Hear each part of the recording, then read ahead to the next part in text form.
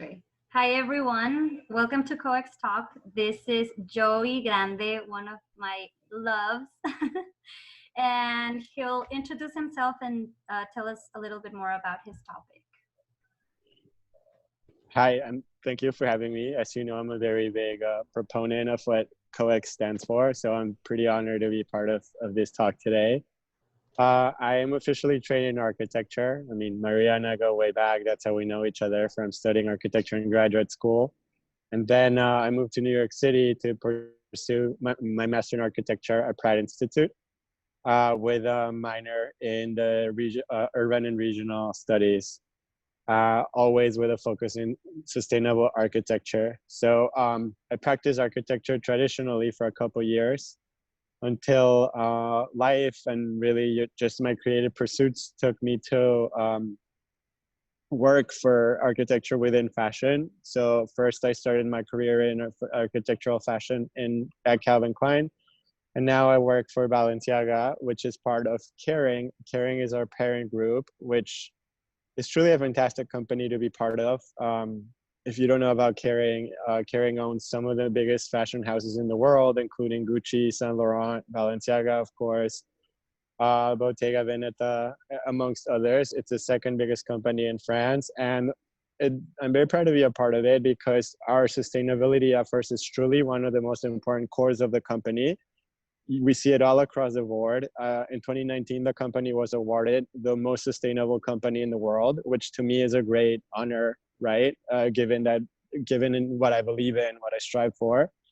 And I'm here to talk to you a little bit about the industry. I know that historically, fashion is not known to be the most sustainable industry in the world. As a matter of fact, quite the opposite. But there are houses just like mine that actually strive pretty hard to achieve the opposite and to benefit the environment in any way possible.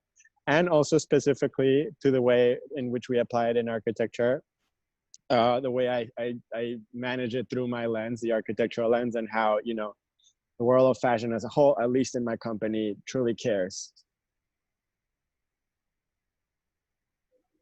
So, can you tell us a little bit about what you do, like in design, to make?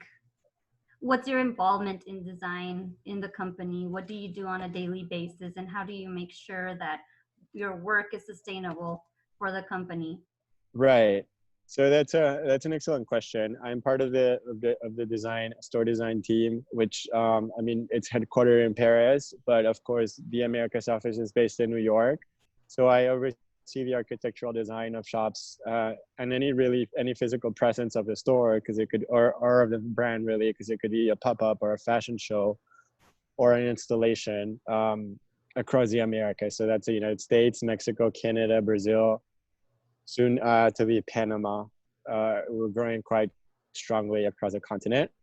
So what I do is I inform myself through the creative vision of our creative director, and then kind of distill that and transform it into an architectural environment. So that's what I do.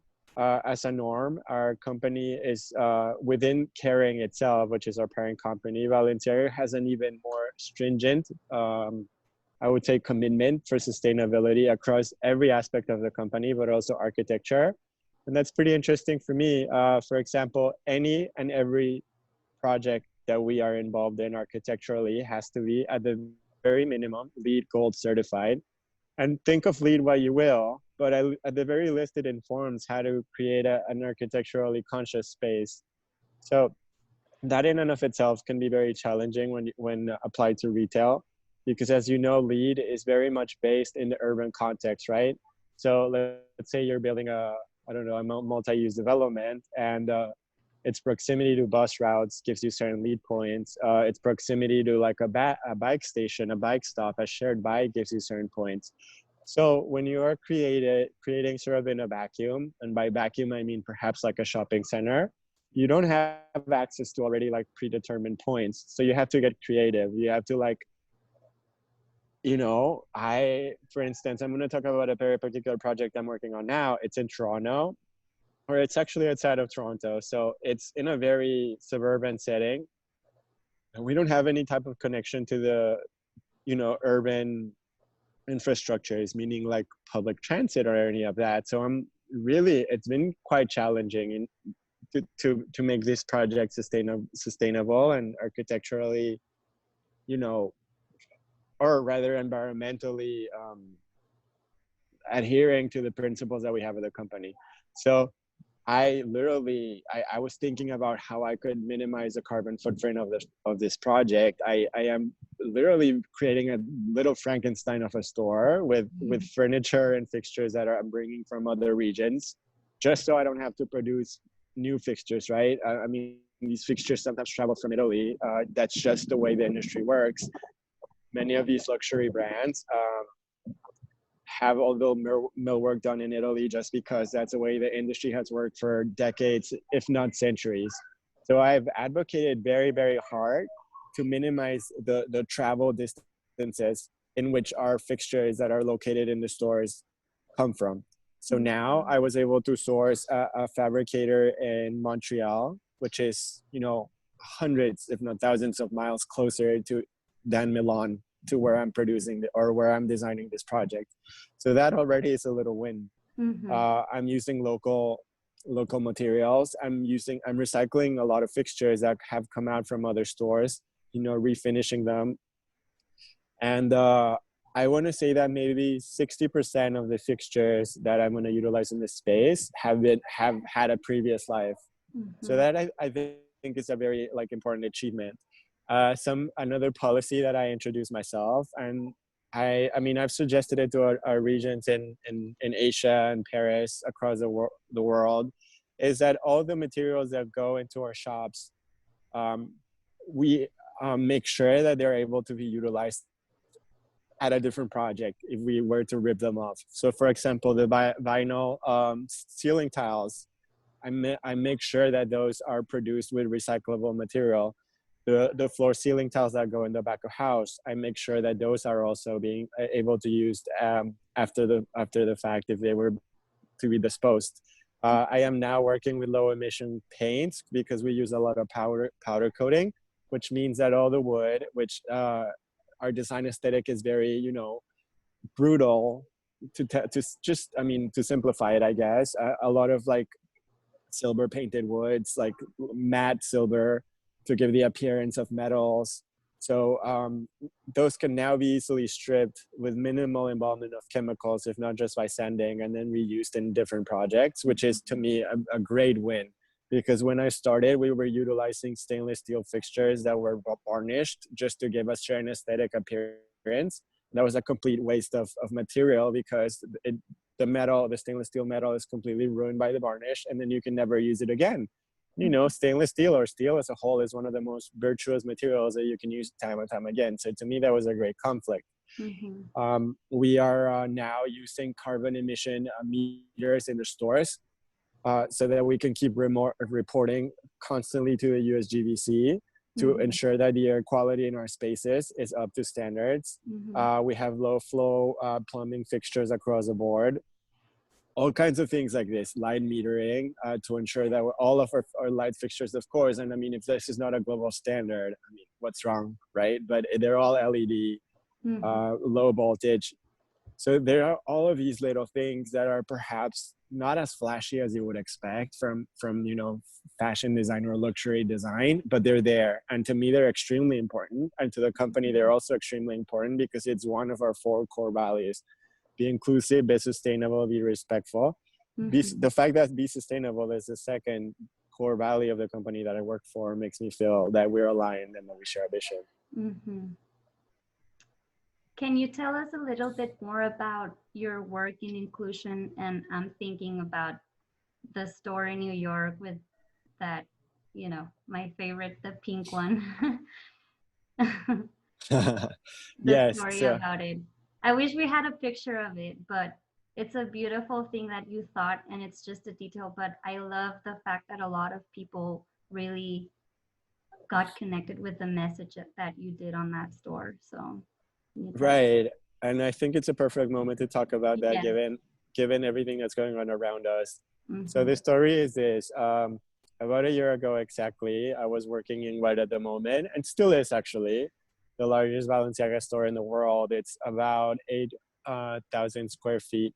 in sales area, which is pretty large for a store, especially a clothing store, a high-end luxury boutique. So the store was barricaded in New York City per code. When you have a construction site of that magnitude, it needs to be scaffolded first of all, and then the scaffolding needs to be covered in plywood that it's either painted blue or green. Why? Don't ask me. Like, it's a true mystery to me, but that's the way it is. And if you don't have that, you will get fined.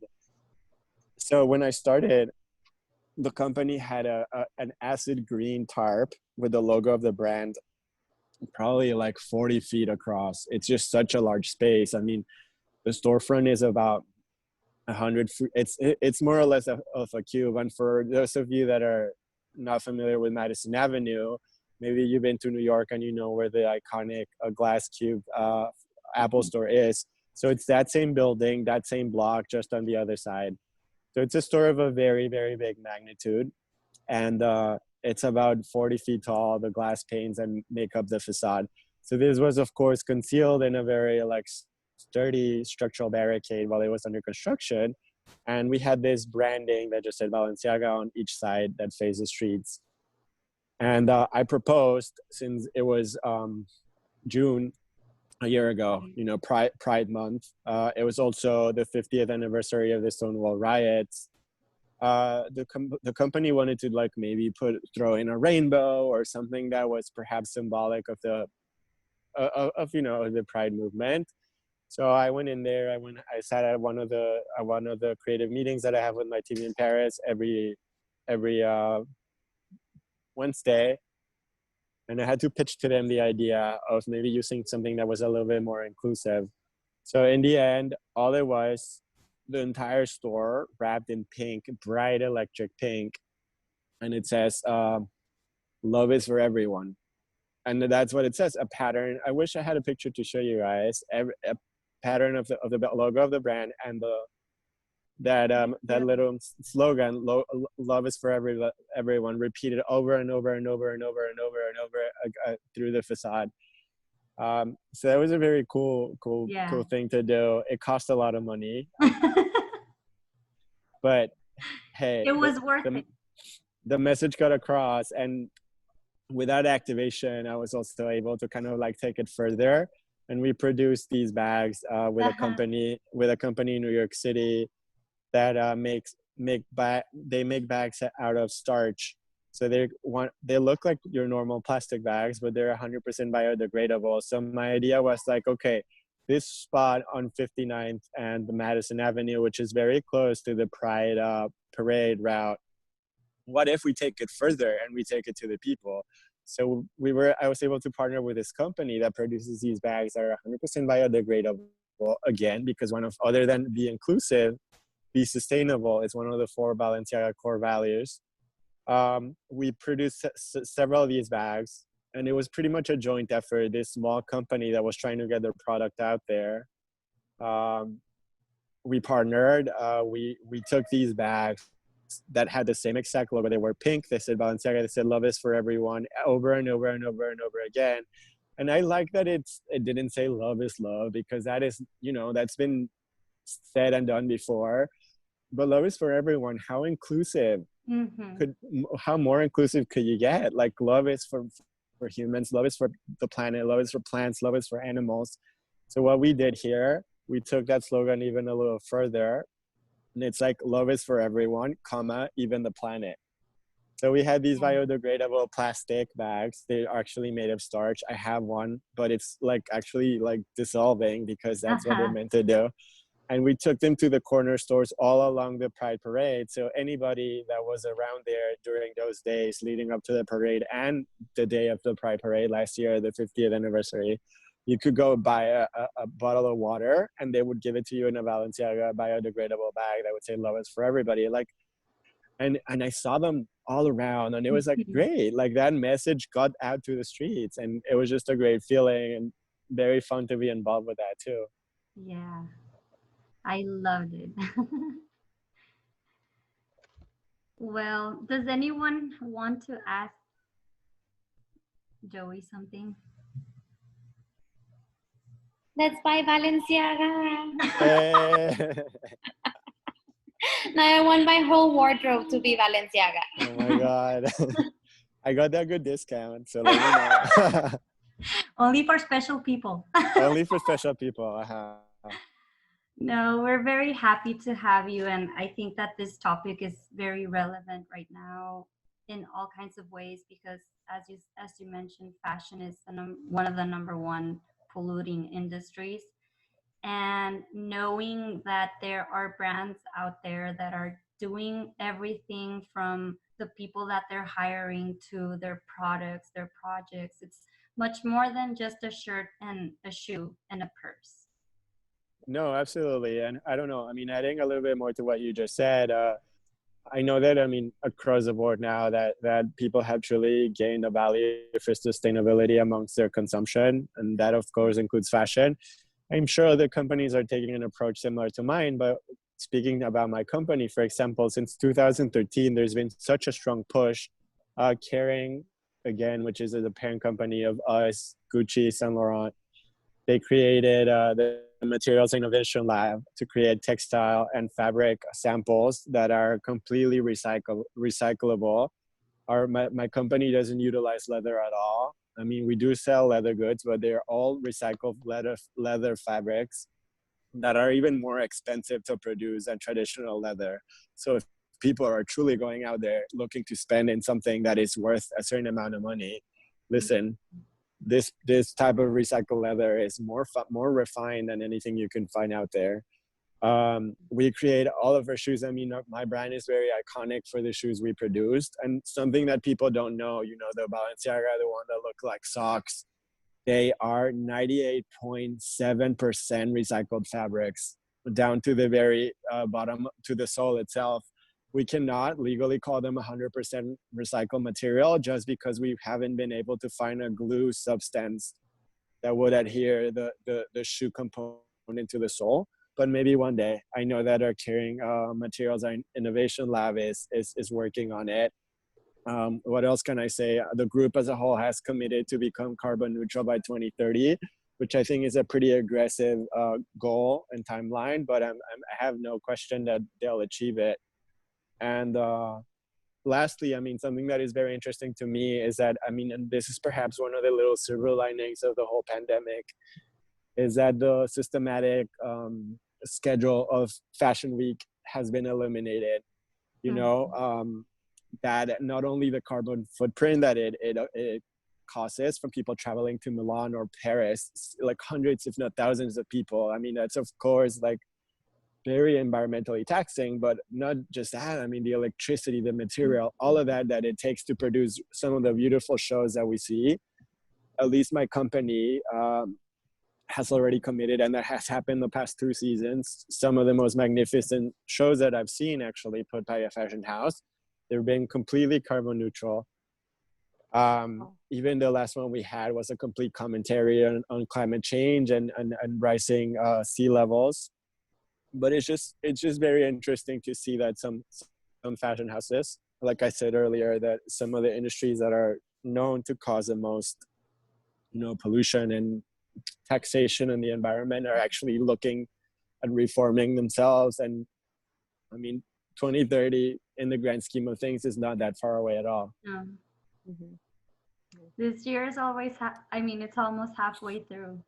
Yeah. Oh, it feels like we've been, yeah, you're right. So we typically leave with an advice that you would like to give to someone that you don't know. Is there anything you would like to say before? I mean, I know that all of you already know this, but don't buy fast fashion because they are not committed as houses like mine are. But also take a look, like next time you go to one of these houses, Gucci or Saint Laurent, Balenciaga, of course, go to Balenciaga. We're in Texas. We're opening in Houston this year. We're in Dallas. Take a look at the tags because you're going to be surprised to see how much of the cloth. I mean, they're pricey for a reason, and many of it is organic materials that are reused, recycled. So just like out of curiosity, you don't even need to like. It's likely not even promoted, but yeah, you don't have to buy it. Just try it on. But Some of us can't afford it. well, let me know. I told you I had a good friends and family discount. But look at the tag. You'll be surprised to see how much of the fibers or the clothes or the cloths or the materials are actually recycled. I feel, and this is actually something that I'm conflicted with, maybe like the fashion consumer still has a stigma to understand that some of their products are recycled, but it shouldn't be that way. And I'm sure that we're working as a collective to eliminate that. Mm-hmm. But take a look, you all that are in the same wavelength as I am, like look at the tag and you'll see a lot of it is already like coming from a secondhand use. Like, I mean, it's been reconfigured. So that's super interesting. Mm-hmm. Okay. Well, we enjoyed very much listening to this conversation. And I think that you shouldn't be proud of working for Balenciaga. Balenciaga should be proud of having you. You're a very Thank you. special person and a very creative person. And I'm happy that you're doing all of this work. Thank you so much. Because these brands exist. So it's better to have a person in their team that thinks this way and pushes the company this way. Somebody has to do it. Right. Listen, yeah. Sometimes it has to come from the bottom, and I see it work. So, yeah. Okay. Ay, qué bueno. All right. Well, thank you so much. If you ever have anything else that you'd like to share with us, we would love to hear more good news like all of these. Of So course. if you can just send us those notes, we would love to know. Always. Thank you so much for having me. I'm happy to talk to you guys anytime. I'm gonna get a picture of the pink wall. Yeah, of course. And put it at the end of the video so that people can see it, or maybe at the beginning. Okay. So Yeah. that they can get an idea of what it is. Because I would love that. Yeah. I would love that. All right. Perfect. All right. We love you. I love you. Thank you so much for having Thank me. you so Bye.